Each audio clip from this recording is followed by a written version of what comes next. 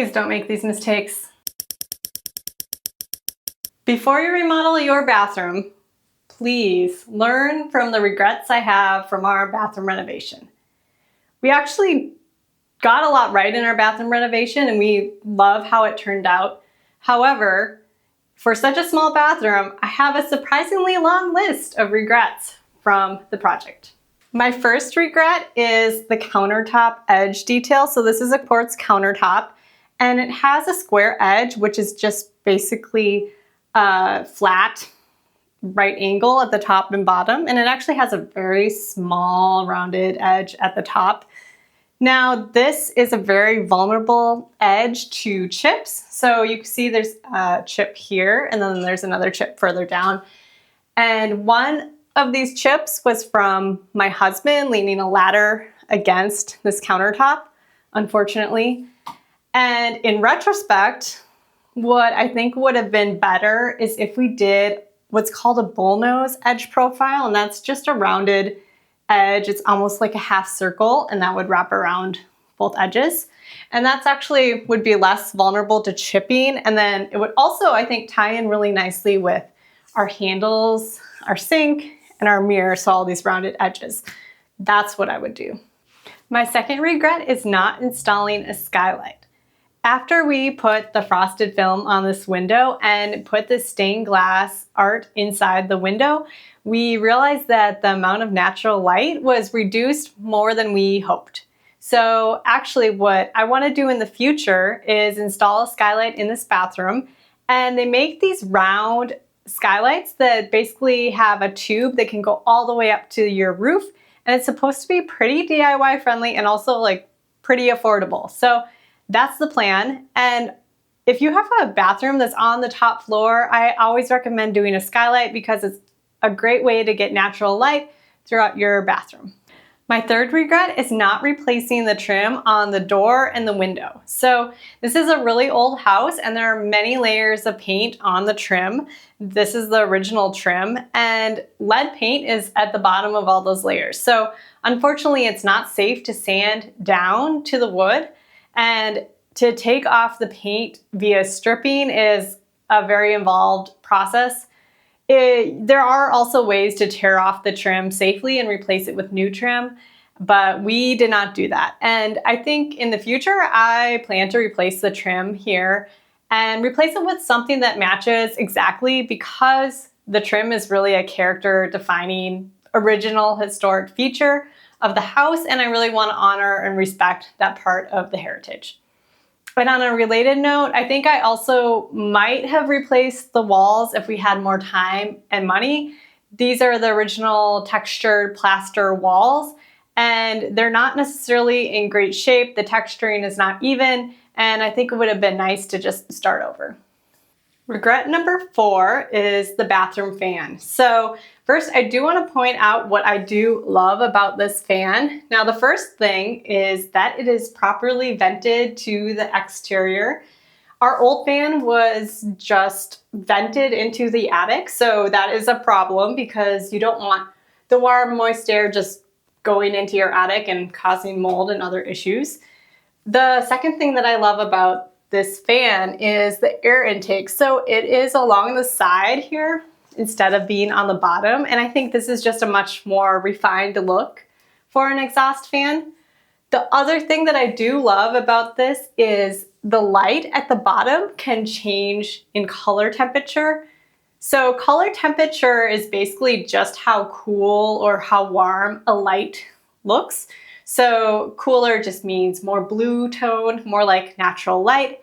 And then warmer is more like an incandescent bulb and just generally feels more homey and welcoming.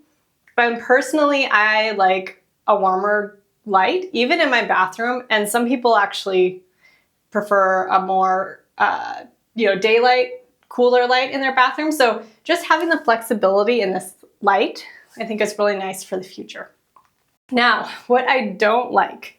So I thought it would be a great idea to combine the fan and light into one piece of equipment. I thought this would save money and just be a smart choice. However, I wish I had just gotten a separate fan and lights That way I could have placed this fan better. I could have placed it more over the shower and the toilet, and then I could have placed my overhead lights exactly where I wanted them. So in retrospect, probably not the best choice, but I do overall like a lot of things about it. My fifth regret is not a personal regret for me. However, it is a very common mistake that I see in bathroom remodels, and I want to make sure that you don't make this mistake. And it is the size of the shower niche. Now, I love a good shower niche, a good shower shelf. I think you really want a built-in area for your shampoos, your soaps, and everything else that you need for your shower. It just looks so much nicer than a shower caddy or different suction cup shower shelves. So definitely recommend a shower niche. However, generally, you need to be large enough for everyone who's using a shower and all their products. Now, mine is just like the perfect size for myself and my husband, and we're the only two people that use this shower. And it also needed to be this size because we didn't want to cut into any more framing in the wall, and we wanted to align with the tile. Now, for a larger family, you're going to want a larger shower niche than this. So just something to keep in mind as you're planning your renovation.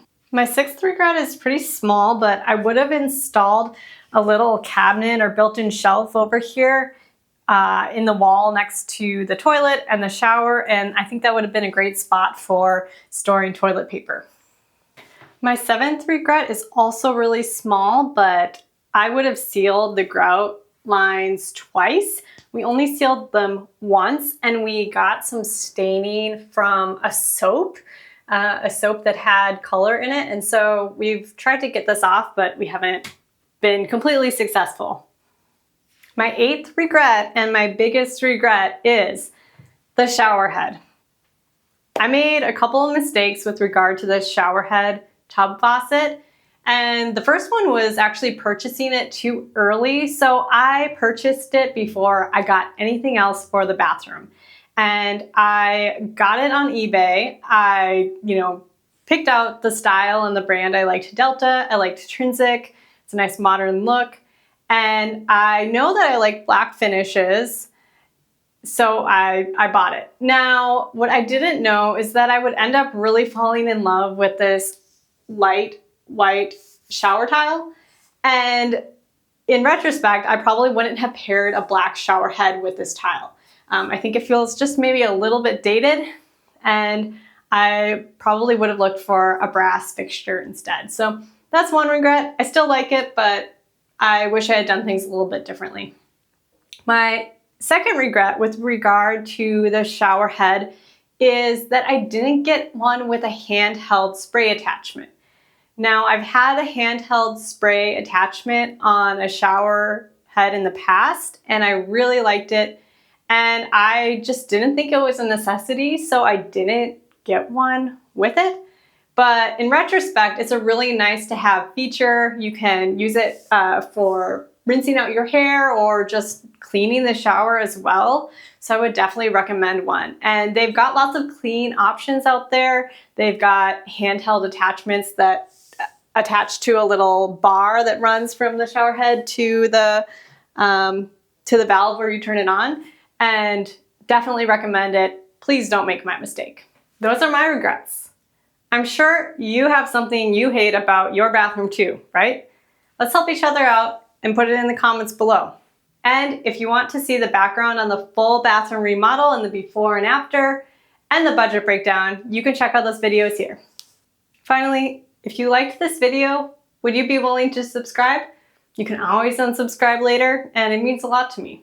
With that, I'll see you next time.